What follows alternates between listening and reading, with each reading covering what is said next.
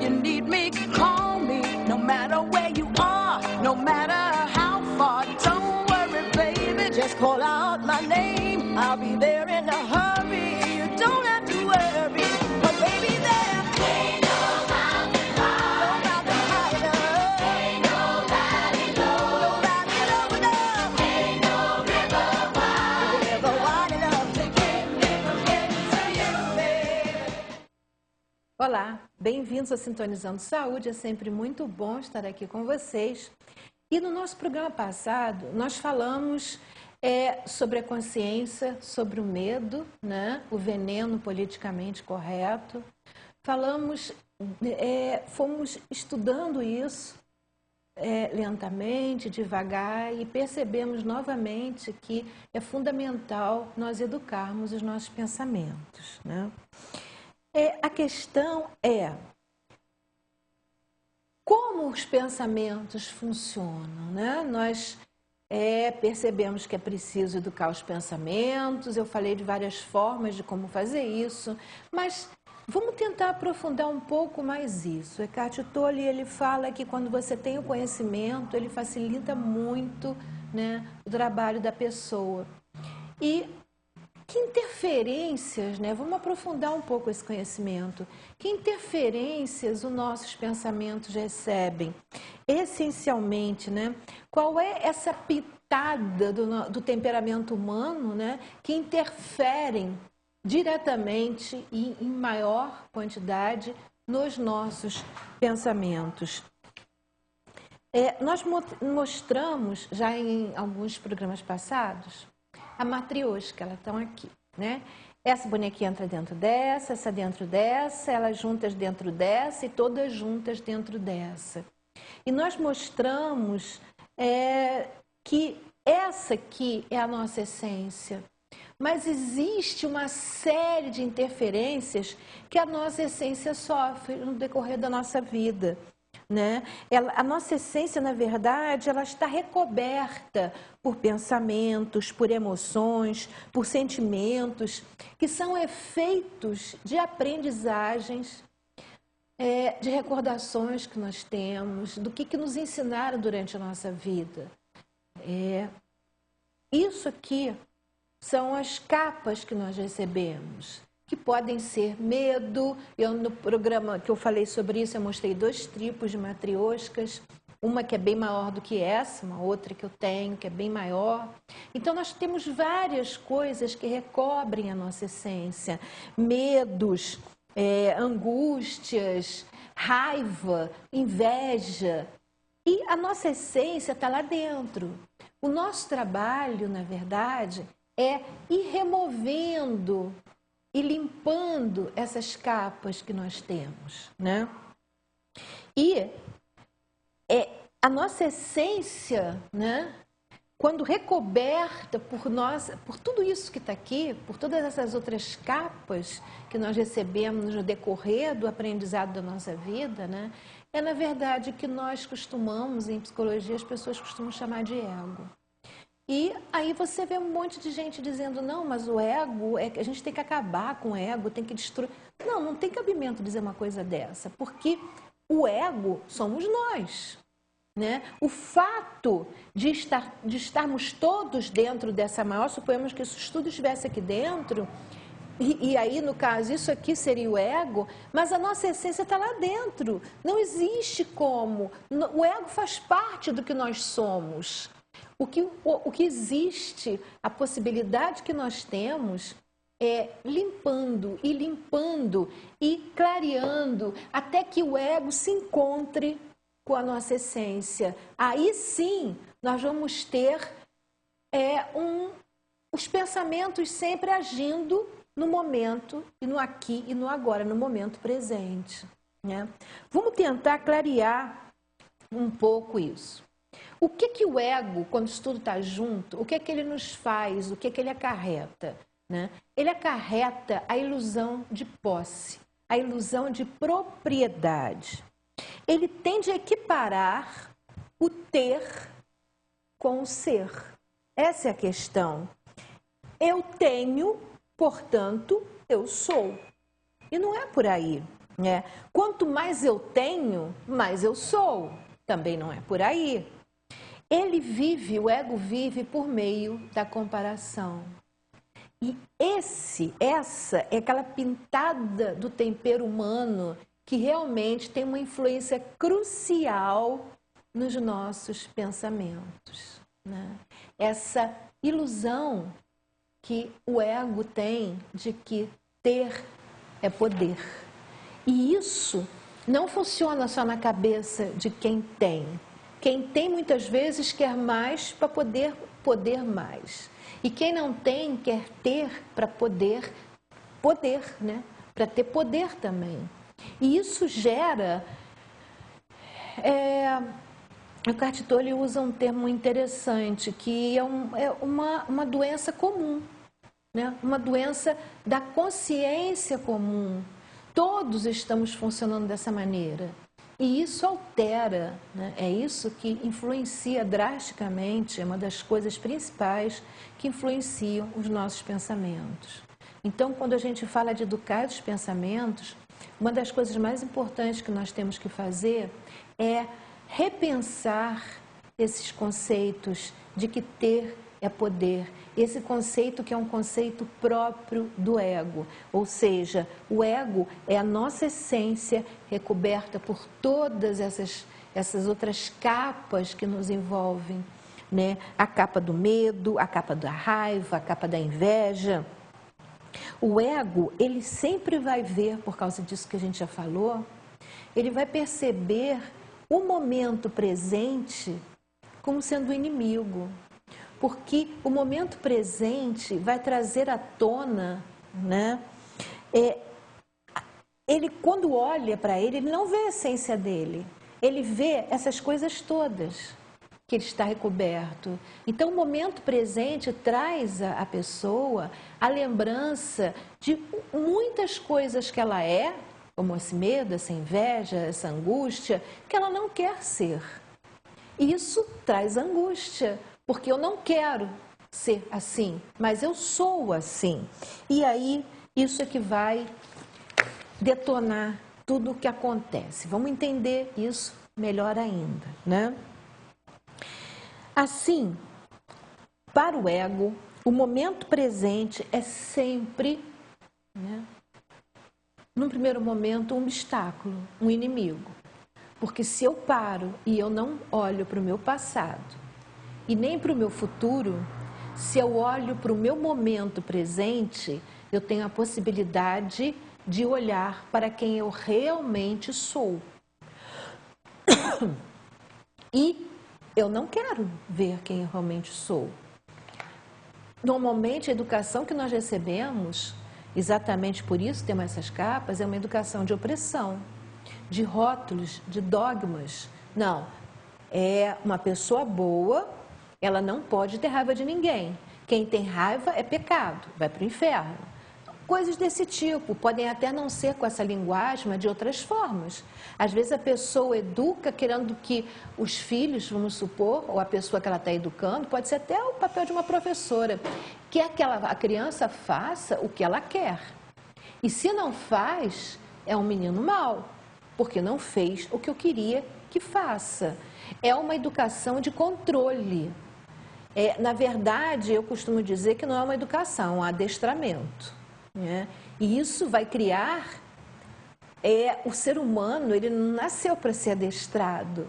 Ele tem uma consciência, ele tem uma percepção das suas próprias ações, ele tem uma compreensão. Então, normalmente, quando você aplica no ser humano uma coisa que não tem como ser aplicada ao ser humano, o ser humano vai ter uma certa reação. Não é à toa que nós estamos aí invadidos por um número imenso de crianças que são rotuladas de transtorno de déficit de atenção e hiperatividade.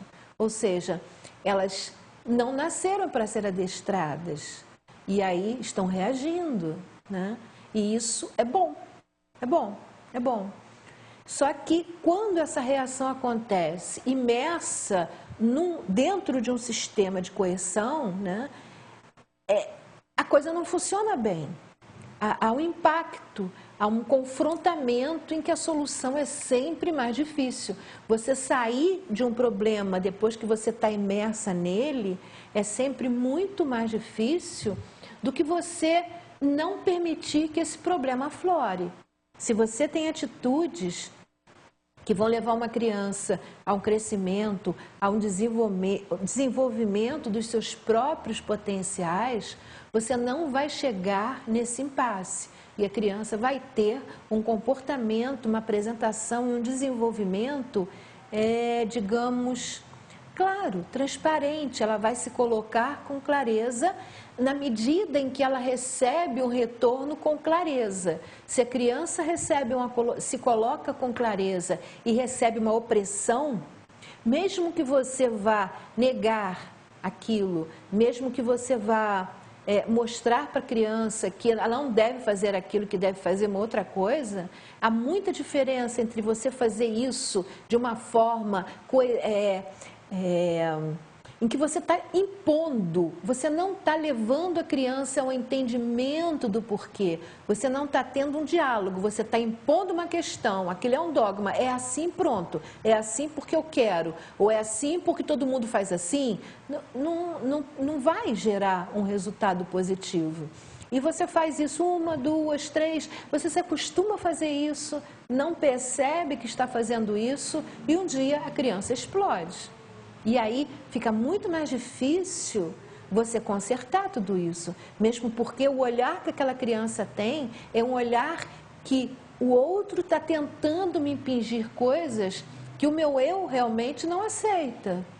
E essa criança vai sendo condicionada através dos anos e aí a gente tem que ver por que muitas vezes os pais fazem isso. Porque já foram crianças que passaram por isso e chegaram a adultos condicionados, né? E muitas vezes aceitaram aquela circunstância, se conformaram com aquilo, estão criando os filhos da mesma forma. Eles esquecem de perceber que no decorrer da sua vida, e às vezes até naquele momento, estão vivenciando angústias, depressões, estão doentes, estão com doenças. E não se perguntam por que isso. Simplesmente passam para a criança, né, o mesmo que receberam e que, se continuar daquela forma, vai gerar naquela criança os mesmos problemas que ela está tendo.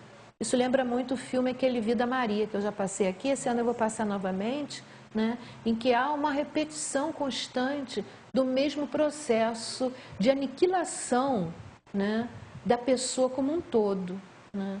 Há uma imposição do que tem que ser feito e é outro que se adapte, que aceite aquilo. Não há ninguém que rompa esse processo, né? E eu acho que nós estamos numa época em que esses processos vão ser começados a ser rompidos cada vez mais e essa faz parte da grande transformação de consciência, né, que o mundo todo está sofrendo, que vai ter que passar, porque senão vai ser autodestruição completa. Então, tem que haver um despertar nessa consciência que faça as coisas conseguirem se reajustar novamente, se reequilibrar, né? Então, como o ego precisa equiparar, como eu falei, se comparar com o outro, né? Porque, na verdade, ser é ter. Então, ele precisa se comparar. Ele não aceita, né? Ele não se aceita como ele é. Ele cria, na verdade, como ele não se aceita, uma nova imagem para si mesmo, né? É o que o ego faz. E isso, quando ele faz isso e ele se compara ao outro, ele se sente poderoso, né? Por isso ele fica sempre querendo, né? O fator, como é um fator de comparação, a pessoa não tenta ser boa naquilo que faz, ela tenta sempre ser melhor que alguém. E muitas vezes esse alguém é medíocre no que faz. Então a pessoa acaba se sentindo poderosa e muito melhor, mas também é medíocre no que faz. Quando se a pessoa, né, largasse essa comparação de lado e apenas tentasse fazer aquilo que ela faz muito bem, ela poderia ser melhor do que todos que estão à volta dela, né? Porque quando você tem uma medida, você vai ser melhor ou pior, na verdade, né, em função da medida que você tomou. Né? Na comparação, se a tua medida for baixa, o seu melhor pode ser muito baixo. Então, isso também é uma coisa perigosa e que as pessoas não estão se apercebendo nisso. A solução para isso é uma solução simples. Existem várias. Né? Vamos começar com Santo Agostinho, que coloca uma coisa das mais difíceis, mas muito bonitas. Tem a imagem 1, né? Na imagem 1 primeiro já passamos, que isso aí é o ego, como é que ele se sente, como ele busca se sentir, né? Através da comparação, né? Vivendo a ideia de que quanto mais eu tenho, quanto mais eu sou melhor que o outro, mais eu sou. Esse é o conceito do ego, e assim ele consegue, né, com essa ilusão de posse, ele consegue se sentir poderoso. Aí vamos ver a solução de Santo Agostinho, né, que é a imagem 2, e ele diz: ame e faça o que quiser. Eu não gosto muito de usar a palavra amor, porque a palavra amor está extremamente desgastada. E o que se chama de amor hoje em dia, de amor, na verdade, não tem nada, né?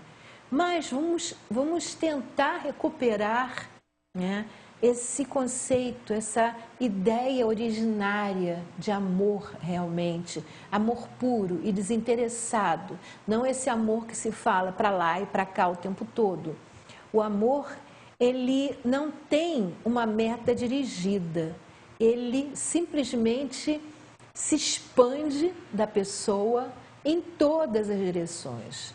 Ninguém ama isso ou aquilo, não existe. O amor é pleno e completo demais, né? O amor é uma parte dessa nossa essência aqui, que está em comunhão com Deus.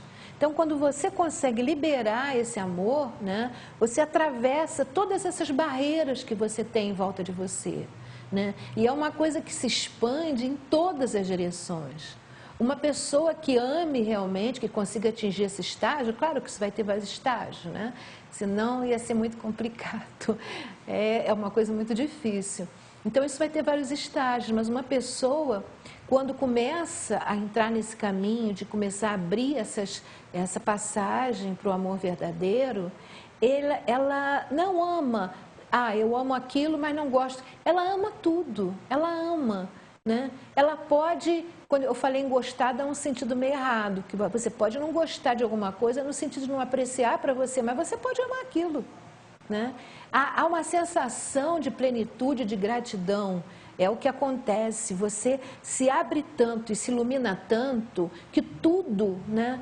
Tudo faz parte de você e você faz parte de tudo, é uma integração e existe uma sensação de gratidão por você estar vivo e poder fazer parte de tudo. Então, nós vivenciamos pequenas frações disso, mas quando nós começamos a vivenciar essas pequenas frações, aí nos diz Santo Agostinho, e é por aí o caminho. Ame e faça o que quiser, porque quem ama realmente, né? Quem ama esse amor que a gente está falando aqui agora, que é o amor verdadeiro, tudo que ele fizer vai estar no caminho certo. Vai sempre fazer a coisa certa. Como eu costumo dizer, vai fazer a coisa certa, na hora certa, da forma certa, né?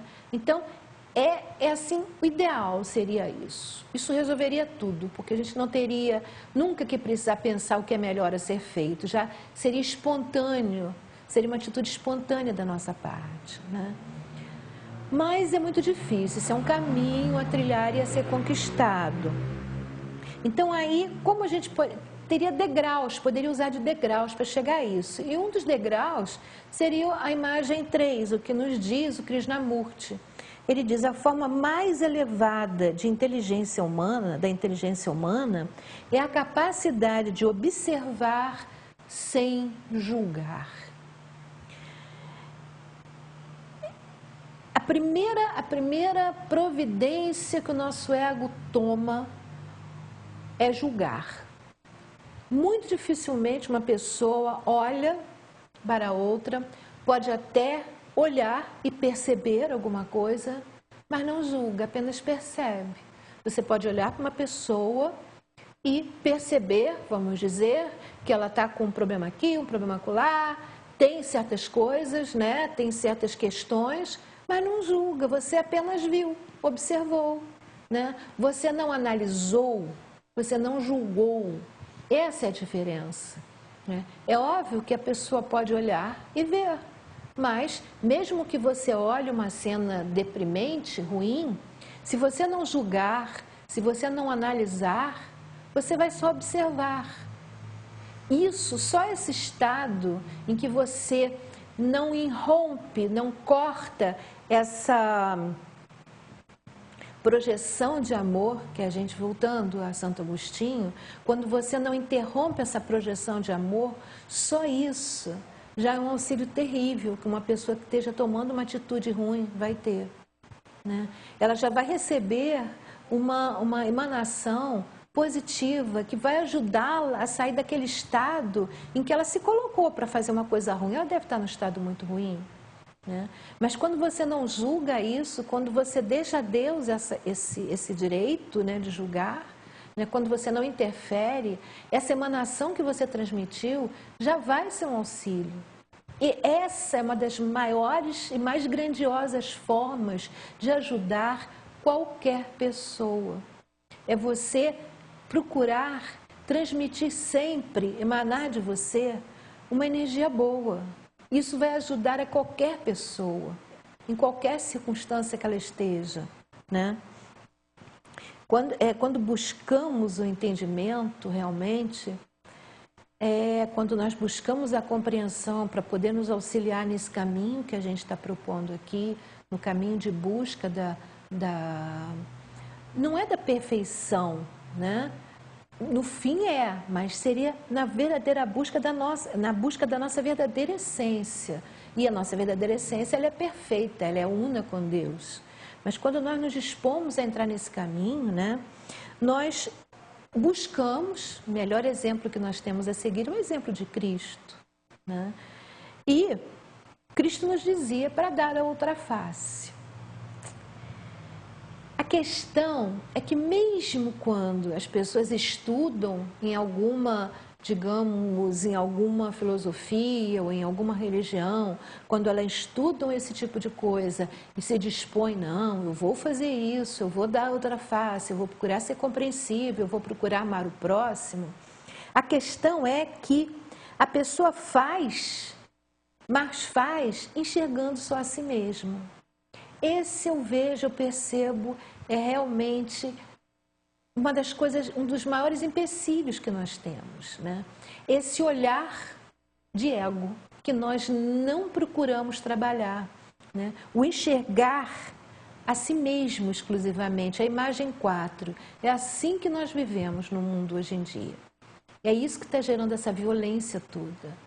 Nós só nos vemos a nós mesmos. Daí a palavra egocêntrico, né? Porque é centrado no próprio ego. A questão é que cada um mede o outro, né? Mede o outro e cada um quer que o outro mude, porque a própria pessoa está certa. Essa é a grande questão. Ao contrário de aceitar o outro como ele é, independente se está certo ou errado. Quando você aceita o outro da maneira como ele é, esteja certo ou errado, você já eliminou essa avaliação que você faz de você mesmo, de que você que está certo. E é isso que gera o problema. Você não consegue fazer isso. Nós temos muita dificuldade em fazer isso. Muita. Isso é, como eu falei no começo, isso é inerente à natureza humana. Por que é inerente à natureza humana? Porque isso vem junto com o ego. O ego traz isso. Esse é o problema. Então, essa é a pitada de tempero que eu falei lá no início do programa. A pitada de tempero, do temperamento humano que influencia drasticamente os nossos pensamentos. Essa certeza que nós sempre temos de que nós estamos corretos. E aí o que você vê, como eu falei? Quando uma pessoa estuda muito uma religião ou se dedica a um estudo de uma filosofia, alguma coisa que leve a pessoa a agir com bondade, com amor e compreender o outro, ela vai ter esse processo de compreensão, mas pensando, não, ela toma ação, mas ela pensa, não, eu que estou certo, ele que está errado, mas eu vou assim porque eu sou compreensiva, porque eu tenho que ter bondade. Não adianta nada, não adianta nada. Como dizia Madre Teresa de Calcutá, nunca é entre eu e o outro, é entre eu e Deus. Então aí, por mais que perante os homens a atitude dela seja magnífica, né? Na linha vertical, né, isso é a linha horizontal, a atitude da pessoa com os outros. Na linha vertical, que é a atitude da pessoa em relação a Deus, ela não tá se elevando em nada, ela está se mantendo naquele plano e pronto, né? Todo mundo vai estar achando, nossa, que pessoa maravilhosa, e na verdade ela está ali, estagnada naquele nível. Então a gente tem que ter muito cuidado com isso. Tem que ter muito claro na nossa cabeça de que nunca é entre eu e o outro, sempre é entre eu e Deus. Cada um de nós tem que parar para pensar sobre isso e ter claro isso na sua cabeça. É fundamental isso, né? Mesmo porque, né, vamos dar assim algum subsídio para a gente pensar um pouco, né? Mesmo porque essa certeza, né, eu é que estou certa, é muito relativa, né? Eu vou passar para vocês 2 exemplos para vocês perceberem. Isso são metáforas. Na verdade, a gente tem que pegar nessas metáforas, né, e usar no nosso dia a dia, no nosso comportamento com as pessoas. O que quer dizer metáfora? Eu estou mostrando alguma coisa objetiva para significar que isso pode acontecer em vários comportamentos da nossa vida, do nosso dia a dia, né? A ideia é a mesma, que eu apresento a ideia através de alguma coisa específica. E eu vou apresentar através de 2 exemplos, né? O primeiro exemplo é a figura 5, né? E aí vem a questão, e agora? Quem está certo? Vamos ver na figura 5. Muito bem. Para o homenzinho do lado esquerdo, ele olha e vê 4 barras. Mas para o homenzinho do lado direito, ele olha e vê 3 barras. E aí a pergunta, e agora? Quem está certo? Naturalmente, o homenzinho do lado esquerdo, quando tivesse uma discussão com o homenzinho do lado direito, ele poderia, né, ter uma briga, e ele dizia que era 4 e o outro dizia que era 3, e ali ficariam vibrando ad eterno o tempo todo. Ou poderia ainda acontecer do homenzinho do lado esquerdo, né, dizer, não, são 4 barras, o outro dizer era 3, e o homenzinho do lado esquerdo resolveria ser complacente, resolveria dar a outra face. Mas em relação aos homens, ele estaria pensando dentro dele mesmo, não, eu sei que eu que estou certo, ele está errado. Isso aí não levaria a um crescimento, é isso que eu estou tentando mostrar para vocês. Ele tem que aventar a possibilidade de realmente o outro estar correto e estar vendo 3 barras, né? E simplesmente perceber que não existe motivo para uma discussão, aceitar o que o outro vê e aceitar o que ele vê, e acabou. Aí você está tendo uma postura de amor, de compreensão pelo outro. Isso é muito diferente do que a gente vê acontecer. Isso gera violência e é o que está acontecendo, porque vamos pegar nisso aí e colocar numa escala muito grande. E aí gera o que nós temos à nossa volta hoje em dia. Vamos ver um outro exemplo. É a figura número 6, né? O rapazinho do lado esquerdo vê o número 6, mas o do lado direito vê o número 9. E aí vem a pergunta, quem está certo, né? Se o do lado esquerdo brigar com o do lado direito e resolver se calar, mas com o mesmo pensamento, não, eu que estou certo, mas eu vou ser legal, eu não vou discutir mais, não adianta nada.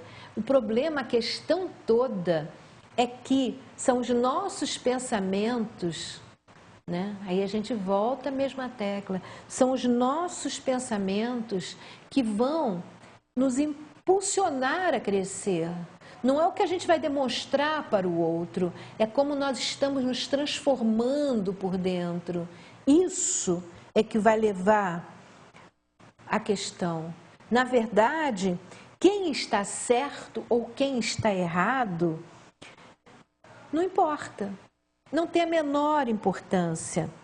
A aceitação realmente só existe se eu aceitar o outro do jeito que ele é, ou certo ou errado. Só que se ele está certo ou se ele está errado, não cabe a mim julgar, né? Deus está aí para isso. É Ele, né, o único que tem esse direito, né? E Ele mesmo disse, não julgueis para não seres julgados, né? Ou assim como julgares, assim sereis julgados também, né? Então, vamos deixar isso para o divino e vamos simplesmente aceitar o outro do jeito que ele é. Certo ou errado, não importa, não tem a menor importância, isso é secundário. É como dizia o Eckhart Tolle, quando eu falo, ele dizia, quando eu falo e faço com que vocês percebam que é importante estar presente nas minhas palavras, eu estou ensinando que é importante estar presente no momento presente. As minhas palavras têm pouca importância. O importante é o aprendizado de que a mente tem que estar presente ali, naquele momento. Isso é fundamental, né?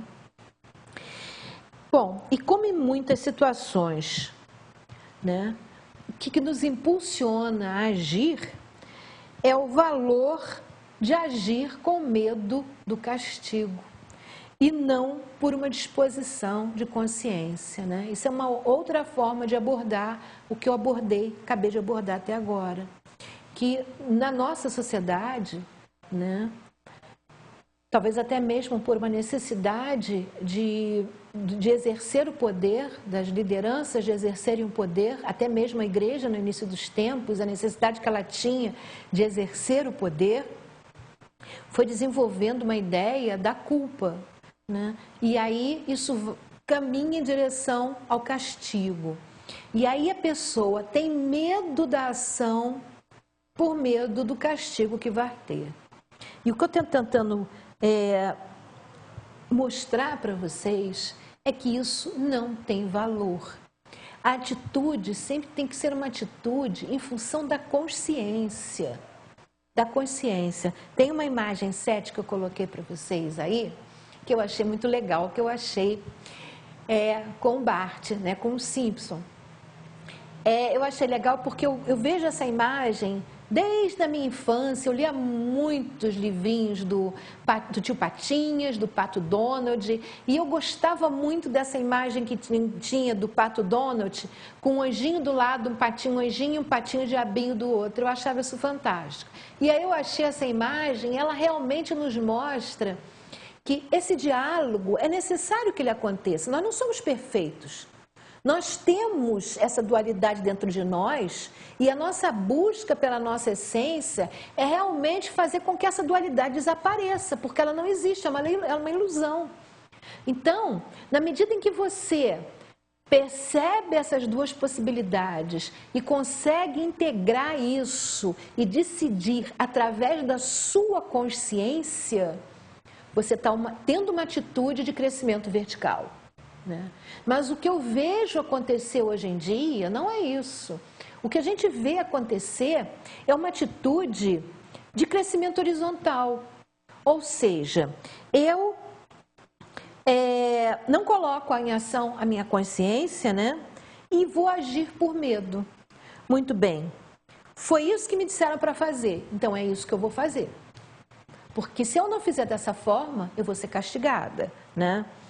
Ou então, todos esperam que eu faça isso. Como eu tenho medo de ser rejeitada, então é isso que eu vou fazer.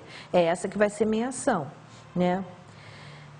O valor de uma ação dessas perante Deus, ou perante até nós mesmos, né? Porque Deus está dentro de nós também. Então, como é que vai ser isso? Qual vai ser o valor disso? Se eu tomo uma atitude porque se eu não fizer isso, eu vou ter que... Não, vamos supor, uma pessoa que acredita em reencarnação, e aí tem medo do que pode acontecer, e aí ela só faz, mas não está convicta de que a ação... Isso não tem valor, isso não vai levar a lugar nenhum, vai levar até um lugar pior. Mas ela tem que botar em ação, para isso nós temos o que a gente chama de consciência, e é ela que tem que ser posta em ação. É ela que, para quem acredita em reencarnação, por exemplo, que vai nos levar a uma situação melhor após a morte. É ela que vai nos levar a uma ação melhor, a um estado melhor na própria vida até. Sempre a consciência que vai ser quem vai nortear o nosso caminho. Essa foi a mensagem do Cristo, né? Ele mesmo disse, podeis fazer coisas muito maiores do que as que eu fiz. Mas quando? Como? Se usarmos esse potencial que nós recebemos dele, que é a consciência, que é o livre-arbítrio. O livre-arbítrio de agir em função do que é o melhor a ser feito, do que a nossa consciência mostra pelo caminho. Quando não se age dessa forma, há um atrito interno que, em via de regra geral, que é exatamente o que leva às doenças físicas, emocionais, todos os tipos de doença, né? É esse atrito de como é que é esse modo de se perceber, de nós nos percebemos, né? E quando não há harmonia, as coisas perdem a harmonia, perdem todo o potencial de saúde, de felicidade, tudo, né? Eu não sei se vai dar tempo mas se não der, no próximo programa, a gente fala sobre isso. A gente continua. Porque o Deepak Chopra, ele coloca uma coisa muito, muito interessante, que eu achei que seria uma forma de nós compreendermos melhor o que a gente está falando, né? Ele fala sobre a sombra. A sombra é o lado sombrio, é o lado escuro do ego. É o que ele chama de sombra, né? É ela que nos leva a nos comportarmos de uma certa forma que normalmente nós não nos permitiríamos, né? Então, como nós gostaríamos de fazer alguma coisa que nós não nos permitimos fazer, nós tentamos esconder isso de nós mesmos. Esse é que é o pior, né? Nós não tentamos esconder isso só do outro, não. Nós tentamos esconder isso de nós mesmos. Eu já falei aqui no programa várias vezes a maneira como a Anne Brennan, que é uma física, ela fala a respeito disso. É como se nós tivéssemos um muro e sempre que nós nos deparamos com essas coisas, né, nós tentamos jogar pelo outro lado do muro e passamos a conviver com esse muro como sendo alguma coisa que impede que chegue até nós coisas terríveis. E muitas vezes aquilo acontece em uma época da nossa vida, vamos dizer, em criança, e quando chega em adulto, eu tenho aquelas coisas escondidas lá dentro que eu considero verdadeiros monstros e que, na verdade, se eu deixasse vir à tona, eu veria que não são monstros e aprenderia a lidar com eles e conseguiria destruir esse muro. Quando nós estamos doentes, quando estamos com problemas sérios, o que isso indica, de uma certa forma, é que atrás desse nosso muro está cheio de coisas com as quais nós não queremos lidar. E é exatamente o limpar esse muro que está atrás que pode nos levar até o processo da cura. Tudo que a gente está falando aqui, essa consciência de nós mesmos, é exatamente uma forma de limpar. À medida que você toma consciência de si mesmo, você começa a esvaziar todo esse conteúdo que está escondido atrás do seu muro. Bom, a sombra, né, é considerada uma parte primitiva do nosso ser, e ele tem várias vantagens no nosso dia a dia, tem os seus lados positivos e os seus lados negativos. Ela também nos ajuda no processo de defesa, porque nós vivemos num mundo, imersos num mundo em que todos lidam com essa forma. Então ela consegue transitar bem no mundo. Daí a dificuldade de quem começa a fazer essa faxina de transitar bem no mundo. Muitas vezes é muito difícil, porque o modo de pensar é diferente, o modo de perceber as coisas é diferente, os diálogos são diferentes, isso gera uma série de dificuldades. Então essa transição tem que ser feita de uma forma lenta e acessível, né? A questão é que aonde nos leva? Onde é que eu quero chegar? Estou usando a sombra para chegar aonde? Que inevitavelmente, como nós fazemos esse processo todo e como nós não nos permitimos perceber certas coisas em nós mesmos, o que nós fazemos? Nós projetamos no outro o que nós não conseguimos ver em nós mesmos.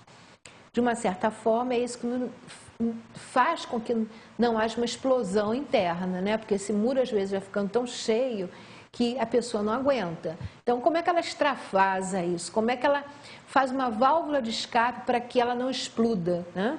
Ela começa a projetar no outro o que ela não aceita nela mesma. No final das contas, tudo que nos irrita nos outros pode, né, é a possibilidade que nós temos de ter uma compreensão melhor de nós mesmos. Porque, normalmente, o que nos irrita no outro é aquilo que nós temos em nós que não conseguimos aceitar. Então, o que está nos irritando no outro, né, é exatamente aquilo com que nós temos dificuldades de lidar em nós mesmos, né? Nós temos o hábito de ignorar as nossas próprias fraquezas e projetá-las nas outras pessoas, como uma forma de a gente conseguir lidar com elas, né? Em vez de nós limparmos essas fraquezas, é mais simples, mais prático, mais fácil, projetamos elas nos outros e aí nós criamos a ilusão de que nós somos bons o bastante, né? Usamos a projeção como uma defesa para evitar olhar dentro de nós mesmos. Eu sou boa, eu sou perfeita, fulano tem esse defeito, fulano tem esse defeito. E aí eu me sinto com aquela primeira imagem lá do ego superior, melhor que o outro, né? Esse é um processo, obviamente, em que nós não permitimos que a consciência viesse à tona. Nós estamos fazendo isso sem termos consciência. Por isso, na medida em que nós nos trazemos a nós mesmos a consciência, por isso, na medida em que nós começamos a viver exclusivamente o momento presente, porque quando eu tenho que olhar para o outro e analisar, quando eu olho para o outro e julgo, eu estou me servindo ou do passado, ou estou fazendo uma projeção no futuro, senão não conseguiria fazer isso, julgar, eu tenho que ter um fator de referência. Quando eu me mantenho no momento presente, eu não tenho esse fator de comparação. E aí eu sou obrigada a mergulhar em mim mesmo, no aqui e no agora. E aí o que é que eu começo a fazer? A limpar esse conteúdo que está lá atrás do muro, com o qual eu não consigo lidar. Porque eu não tenho julgamento. Eu não estou no passado, eu não estou no futuro. Eu estou presente exclusivamente no momento presente. Repetindo, eu não vou ter fator de comparação. Vocês lembram do começo do programa? Que eu falei que o método que o ego usa é o fator de comparação. Ele confunde ter com ser. E ele deixa de lado o ser e leva em consideração exclusivamente o ter. Ele mata isso aqui de uma certa forma, esconde lá no fundo, né? Se cobre com isso tudo aqui e aí o ser passa a ser o fator de referência, passa a ser o fator de comparação, né? Esse processo, né, frisando novamente, se nós nos permitíssemos ter consciência do que está acontecendo, ele não aconteceria. Então aí vem a figura 8, né, para que haja uma compreensão realmente. Não posso admitir o que sinto, então imagino que você sinta. É assim que nós funcionamos.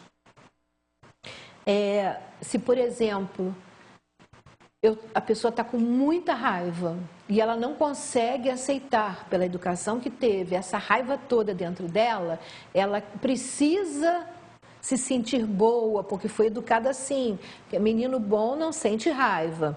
Então, ela vai buscar grupos da sociedade que ela possa rotular como violentos, como temíveis, né? E vai, através disso, ela vai criar um falso estado de autoaceitação com base, eu não sou assim, mas eles são. Daí você se percebe, né, como as pessoas correm para ver notícias de caráter muito violento, postar coisas de caráter violento, agir, pegar uma coisa violenta e dizer, olha que absurdo que fizeram, que pessoa ruim, que pessoa má. Na verdade, o que ela está trabalhando é esse lado seu que ela não consegue aceitar. Porque é humano ser raiva, ter... Todas essas coisas são humanas. A questão é que o humano, ele tem uma consciência, ele tem, vamos dizer... leis morais internas, seria mais ou menos isso, que faz com que o próprio ser, através da sua consciência, perceba o que ela deve ou não fazer. Quando essas leis morais, elas são camufladas em função de outras emoções, que essas outras coisas aqui, com as quais elas não conseguem lidar, quando eu não consigo lidar, vamos supor, com o meu medo, ele cresce estrondosamente dentro de mim. Só na medida em que eu compreendo que eu tenho medo, então eu tenho que aprender a lidar com o meu medo. Não me iludir de que eu não tenho medo ou simplesmente vivenciar um medo ao extremo. Não, lidar, me relacionar com o medo. Não, eu não quero você perto de mim, eu tenho muito medo disso. Ou então, não, eu não tenho medo nenhum. São extremos, não são ações de equilíbrio. Eu sei que eu tenho medo e tenho que lidar com ele. Quando eu percebo isso, eu me coloco superior a qualquer medo e, na verdade, nada vai me acontecer. O Cristo diz isso o tempo todo no Evangelho, né? Se você está com ele, você não tem que temer, né? Mas você não disse, não, eu não tenho medo, eu sou invencível. Não, você está com ele, você está vivenciando os seus medos, né? E está tendo fé de que você pode lidar com eles. Isso é bem diferente de você encobrir, né? Tanto de uma forma como de um extremo como no outro, né? Quando você vai a essas cenas de violência, essas cenas de terror, e começa a falar daquilo, e falar como as pessoas são más, na verdade, você está tentando lidar melhor com um conteúdo que tem dentro de você e que você não consegue aceitar. Quando você começa a lidar bem com isso, você vai começar a perceber que essas informações não vão aparecer mais para você. Você não vai mais ter acesso a elas. Você não vai... Uma pessoa, quando está nesse estado, ela vai em qualquer lugar, liga uma TV, está passando alguma coisa violenta. Ela vai não sei o que, olha, ela passa na rua, vê uma cena violenta. Quando você começa a se libertar disso, você vai transitar pela vida sem isso à sua volta. Ora, se todos fizessem assim, a violência não ia ter mais energia para sobreviver. Essa é a questão. Na verdade, quando você acessa ela, todos os grandes mestres dizem isso, cada um da sua forma. Quando você acessa a violência, no caso específico, nós estamos falando dela, você está dando energia a ela. Krishnamurti dizia isso, inclusive, em palestras dele, em português bem claro. Quer dizer, não em português, porque ele falava a língua da Índia, mas ele dizia com clareza, com clareza, com clareza. Somos nós os responsáveis por todos os atos de violência que estão acontecendo no mundo, porque nós estamos dando energia cada vez maior a eles. É só simplesmente eliminá-los da nossa consciência. É só nos permitirmos consertarmos a nós mesmos, porque eles vão perder força e vão desaparecer. Né? Isso que é importante que nós percebamos. Se a gente, por exemplo, se eu tiver tendência a perceber, a comentar muitos atos de violência, eu começar a me perguntar a mim mesmo, por que será que eu faço isso? Por que será? Aí a pessoa diz, não é porque eu quero consertar o mundo, porque se ninguém falar no que está acontecendo, não vai mudar. Será? Vamos colocar em questão isso. Será que vai mudar se eu falar? Está se falando tanto, e quanto mais se fala, mais cresce. Então, é aquela história, em time que não está ganhando, a gente tem que ver o que tem que mexer. De repente, não é esse o método. Nos últimos anos, a violência está crescendo estupidamente. E as pessoas estão cada vez mais falando sobre ela. Será que a fórmula está correta?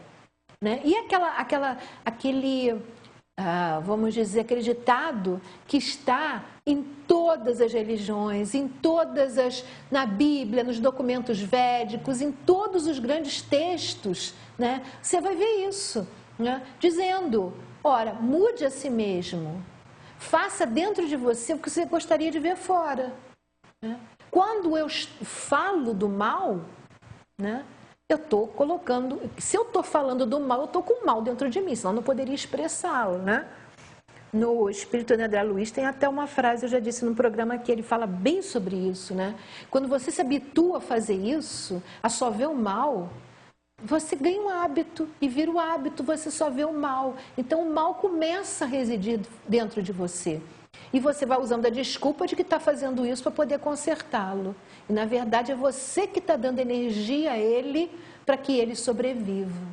Né? Tem que ser bem claro sobre isso.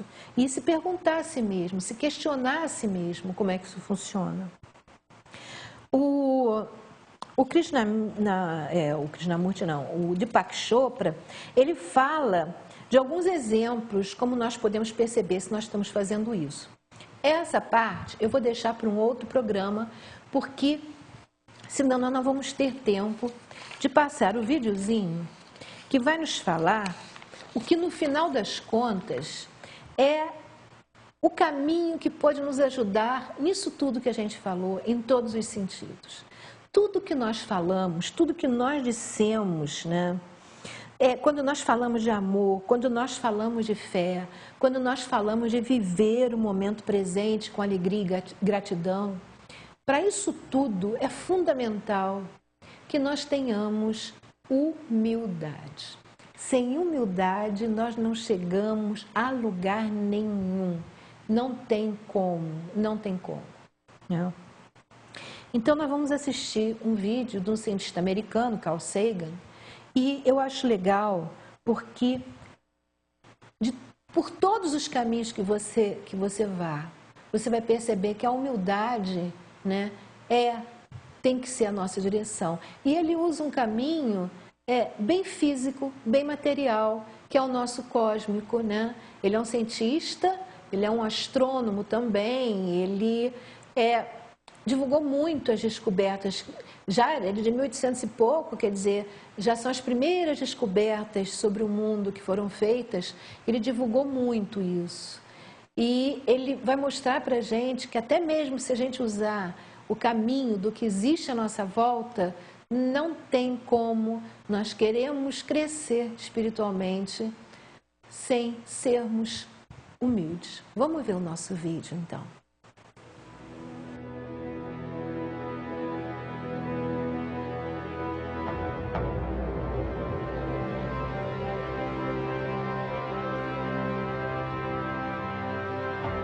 In the 17th century, there was still some hope that even if the Earth was not the center of the universe, it might be the only world.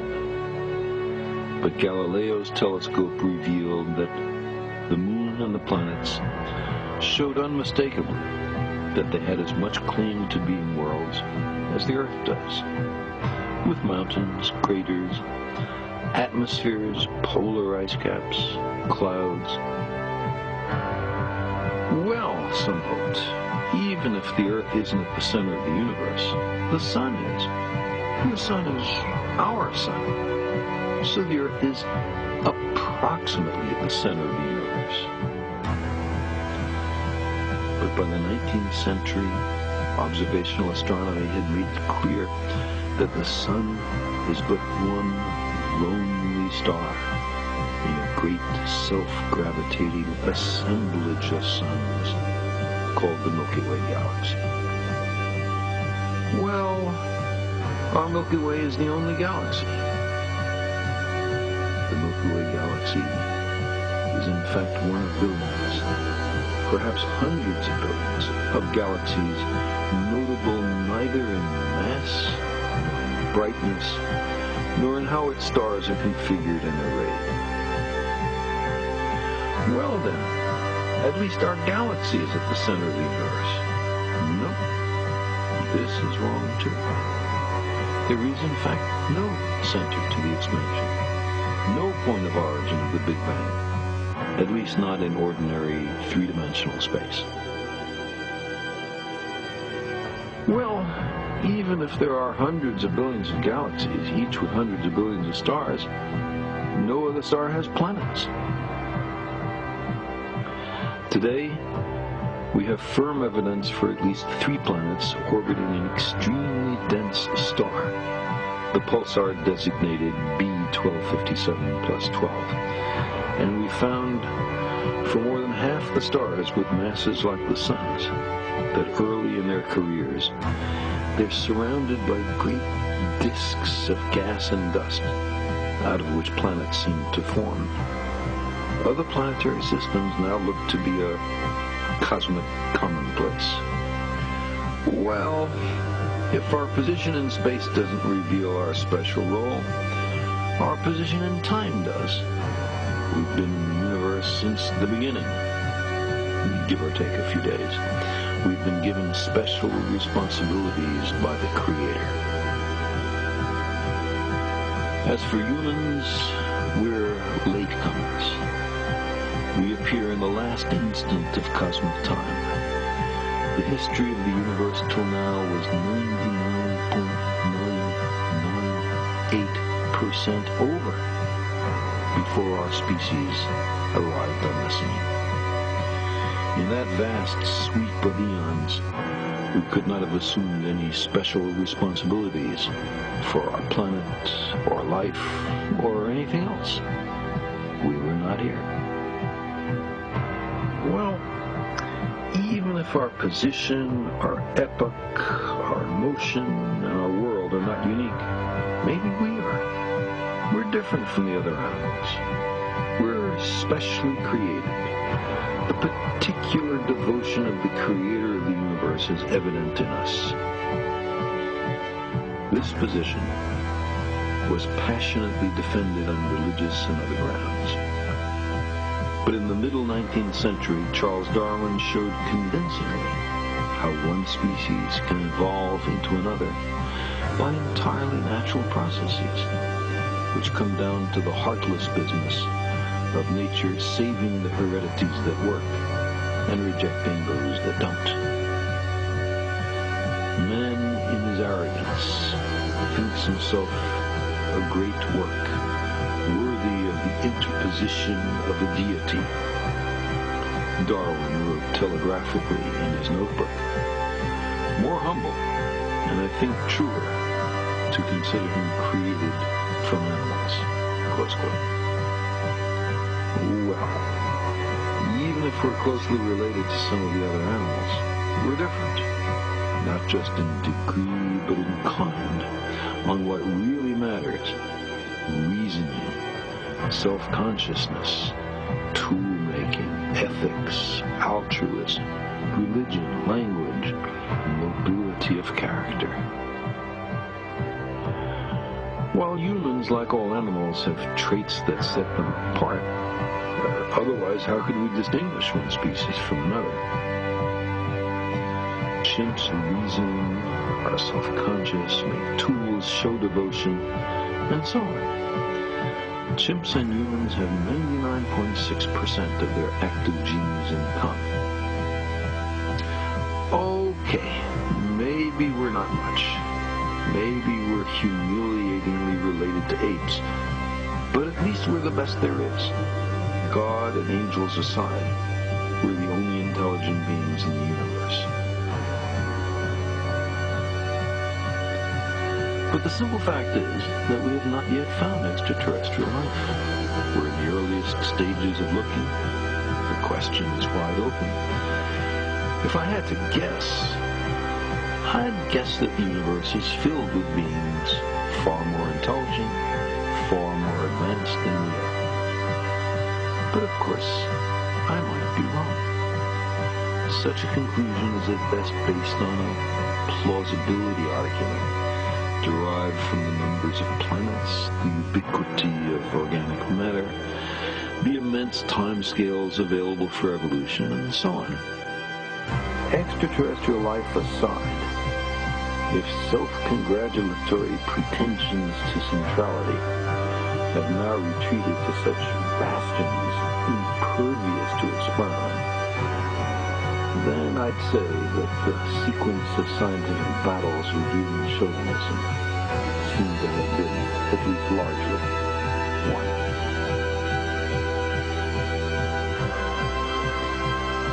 But most of the debates have now been settled decisively in favor of the position that, however painful, can be encapsulated in a single sentence. We have not been given the lead in the cosmic drama. Perhaps someone else has. Perhaps no one else has. In either case, we have good reason for being.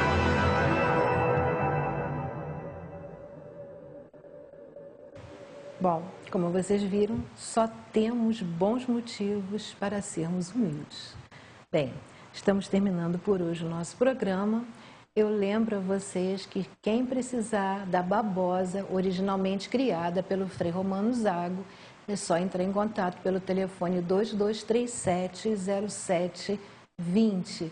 Quem precisar também do álcool gel higienizante que vem com babosa, com aloe vera, é só também entrar em contato pelo mesmo telefone 2237-0720.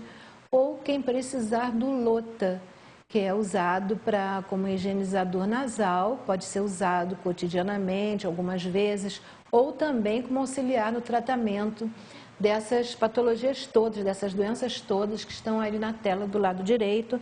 Também é só entrar em contato pelo telefone 2237-0720. Bem, terminamos por hoje o nosso programa, mas contamos sempre com vocês. O nosso horário ao vivo, sexta-feira, 1h da tarde, e 2 reprises oficiais, que é na segunda-feira, às 3h da tarde, ou na quarta-feira, às 5h da tarde. Segunda-feira, às 15h, ou quarta-feira, às 17h. Vocês podem assistir o programa direto para a televisão, para a TV Vila Imperial, canal 19, ou então entrar no site da TV Vila Imperial pela internet e também vão poder assistir o nosso programa. Também vão poder assistir o programa pela página do Facebook da TV Vila Imperial. Lá vocês vão ter várias opções para assistir o programa. Hoje nós já temos, a tecnologia já está avançada, vocês podem assistir no celular de vocês, de várias formas diferentes. Bem, quem quiser assistir os programas anteriores, é só entrar na página do Facebook do Sintonizando Saúde. Se vocês curtirem a nossa página, vão ter acesso a todos os programas e também eu coloco fora dos programas vídeos, imagens que eu usei dentro do programa, para quem quiser depois poder ver novamente algum vídeo ou olhar alguma imagem. E quem não tiver Facebook também pode entrar no YouTube. Lá no YouTube tem o meu canal, Maria Madalena Matos, e lá estão todos os programas que já foram feitos até hoje. Bem, muito obrigada. Foi muito bom estar aqui com vocês. Paz, saúde, alegria e bem a todos. Now if you need me, call me, no matter where you are, no matter how far. Don't worry, baby, just call out my name. I'll be there in a hurry.